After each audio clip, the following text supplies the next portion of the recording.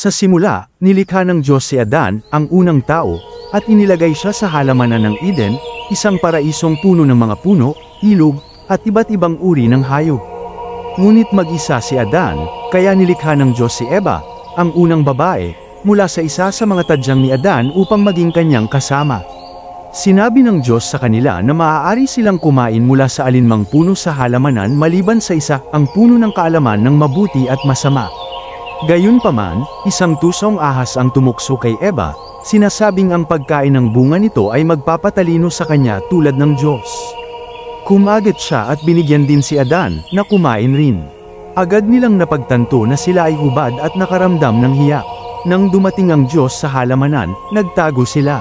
Tinanong sila ng Diyos kung kumain sila mula sa ipinagbabawal na puno, at inamin nila ito. Bilang parusa, pinalaya sila ng Diyos mula sa Eden, si Adan ay kailangang magtrabaho ng mabigat upang makakain, at si Eva ay daranas ng sakit sa panganganak. Bagaman nawala sa kanila ang paraiso, inalagaan pa rin sila ng Diyos, binigyan ng damit, at binantayan habang sinimulan nila ang kasaysayan ng sangkatauhan.